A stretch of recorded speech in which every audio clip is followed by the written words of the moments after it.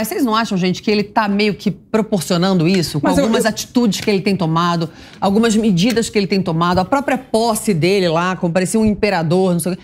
Eu acho que ele também está acirrando os ânimos. Agora proibiu uma propaganda do governo de ser verde e amarela e falar da conquista da liberdade. Eu acho que isso só inflama ainda mais os seguidores de Bolsonaro, que são mais extremistas. Eu concordo. Eu não acho isso legal, Deixa eu só fazer uma observação, Carla. Claro, com relação a essa questão dos pronunciamentos, né, das propagandas do governo federal, vou dizer a minha opinião. Eu vi recentemente, acompanhei 3 situações, né? 2 delas envolvendo a questão da saúde e uma delas essa questão agora do 7 de setembro, né? Na minha avaliação, olhando as 3 situações, o texto das 3 vezes, na minha opinião, da primeira vez, que a primeira vez, inclusive, não foi nem o Alexandre de Moraes, foi o ministro Fachin ainda, foi nos últimos dias da presidência do ministro Fachin. Ao meu ver, a decisão dele foi acertada, realmente o texto, ele extrapolava o que a lei eleitoral estabelece. No segundo caso, já sob o ministro Alexandre de Moraes, ao meu ver, a decisão foi equivocada, ao meu ver, o texto que seria lido pelo ministro Queiroga, ele não ultrapassaria os limites da lei. Da poliomielite, né? Exato, então, ao meu ver, houve um erro, ao meu ver, nesse sentido. E agora, nesse caso da questão do verde e amarelo, do 7 de setembro, ao meu ver, foi uma decisão acertada, do ponto de vista do que a legislação estabelece. Então, eu não estou nem entrando no mérito da questão. Eu estou falando o seguinte, essas medidas do Alexandre de Moraes, inclusive a de busca e apreensão na casa dos empresários, baseado numa reportagem, sem fundamento algum, assim, muitos falaram que é ilegal. Vocês não acham que isso acaba inflamando ainda mais os ânimos? Você não acha, Marcelo? Posso dar uma opinião?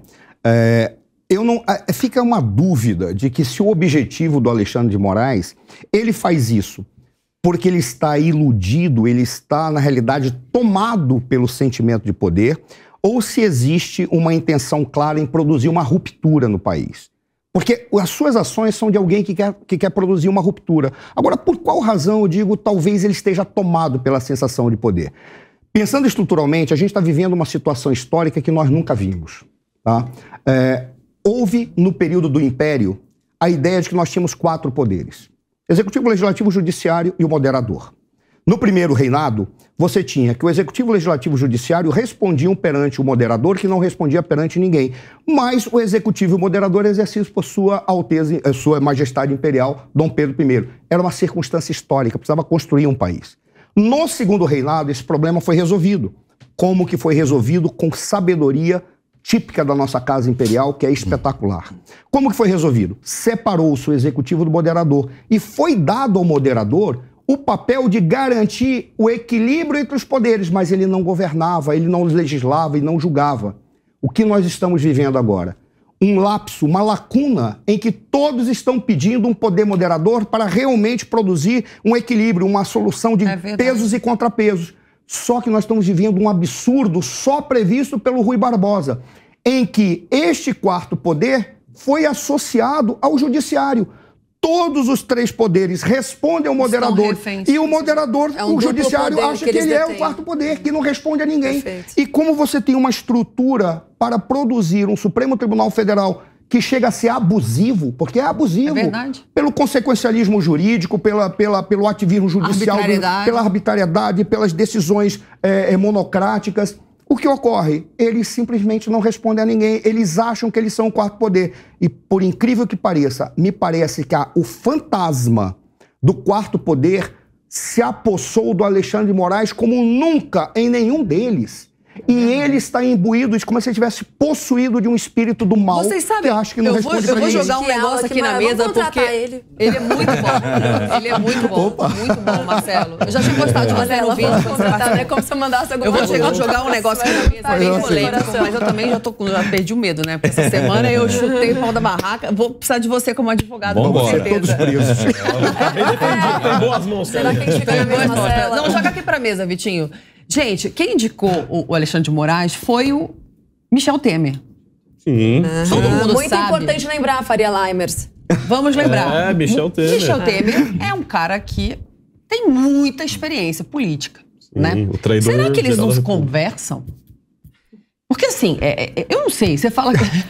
Eu sei que o assunto é polêmico, eu falei. Vamos lá. Porque assim, não é possível. Eu tô querendo até fazer Até vou fazer, eu acho que vou fazer uma biografia do Alexandre de Moraes. Onde ele nasceu, o que ele come. Merece. Porque assim, eu tô assustada com as coisas. Tipo assim, eu nunca pensei que quem sou eu na fila do pão? Uma mulher que mora com um filho, tipo, vou ao mercado de moletom. Duas mães solteiras, separadas. Mas é uma grande jornalista, uma grande jornalista. Muito obrigada. Eu tô com medo de ser presa, bicho. Eu fui ameaçado de ser preso num programa. Eu nunca fiz nada na minha vida contra ninguém. Não ameacei uma mosca na minha vida. Isso é muito assustador. Alexandre de Moraes, por favor, não faça isso. A Constituição que você deveria cuidar e guardar, você deveria ser um guardião, permite que as pessoas tenham liberdade de expressão. Não faça isso. Você incita a uma coisa, ou medo, que eu não tenho, eu nasci desprovida disso, ou silêncio. Silêncio é terrível, as pessoas precisam falar.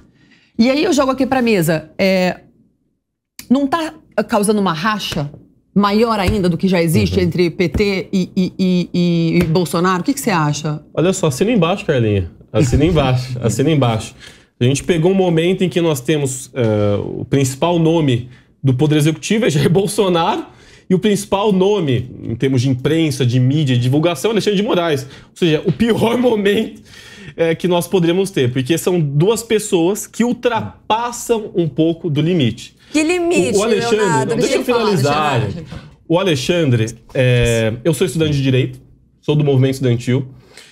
O Alexandre é professor da casa a qual eu estudo, Mackenzie, inclusive. E como professor ele é ótimo, ele é excelente, estudo pelas obras dele. É sensacional, ele é sensacional enquanto professor, no seu magistério. Porém, eu sinto um pouco que o Alexandre ele vem meio que se colocando na posição de guardião geral da República, né? No sentido em que os demais 10 ministros do Supremo falaram, nós lavamos as nossas mãos em relação a essa briga que você quer comprar, mas vai lá, siga em frente. Porque os demais ministros vêm adotando uma linha bastante tranquila, bastante democrática, bastante respeitosa, né? Agora, a questão da busca e apreensão, que foi ilegal, a busca e apreensão ilegal na casa dos empresários bolsonaristas. A questão da propaganda verde e amarela. Essa fala triste, lamentável, linha dura, está se igualando a Lava Jato. Está se igualando ao Dallagnol, está se igualando a Sérgio Moro, está se igualando a toda essa turma que agiu com a linha dura, né, que trocavam conversas nesse sentido. Agora, Alexandre, até para que nós consigamos acalmar os ânimos, já que a gente não tem um pleno da República, colabore você, sabe? Saia um pouco desse pedestal e tente, ao menos, agir conforme demanda um ministro do Supremo Tribunal Federal. Olha, você fala tanto de pivoteio, né? Parabéns, você conseguiu pivotear e eu acho que você garantiu a sua passada de ano com essa passada de ano. Você deu de Moraes. Parabéns. Já ganhou o diploma até, imagina. As críticas eu posso elogios também. Você vai ganhar primeiro o diploma e o estudo você vai ver só depois. Agora, o estudo já tá anterior.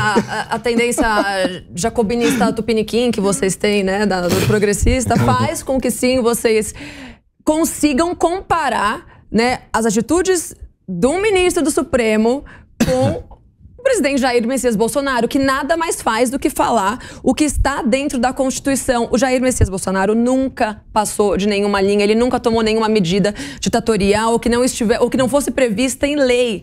Muito pelo contrário, ele só é tolhido o tempo todo pelo Congresso, pela STF. Agora, eu não entendo qual que é a base moral para comparar as atitudes do Bolsonaro com o Alexandre de Moraes que vocês fazem.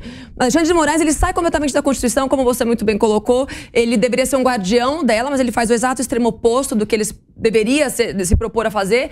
Então, são atitudes arbitrárias. É o judiciário que está tomando uma proporção que nunca antes houve no Brasil. Ele está crescendo, ele está querendo competir com o presidente da República.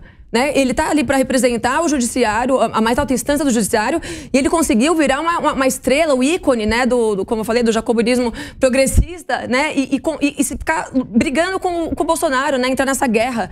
Isso aí é uma desproporção enorme, assim, eu não consigo entender como é que as pessoas possam achar normal, como é que você faz essa equivalência de poderes que são inequivalentes. Você não pode comparar um ministro supremo com o presidente da República.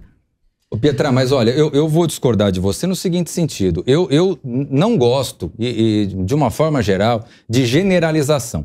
né? Eu vejo que o judiciário brasileiro, de uma forma geral, ele age com bastante correção, desenvolve um trabalho muito bem feito, com um quadro de servidores muito sérios, muito correto. Realmente não vejo... Temos um minuto, Cris. Tá bom, não vejo, desculpa, Carla, só vou para finalizar então, não vejo problema nenhum, assim, de uma forma geral, com relação ao judiciário.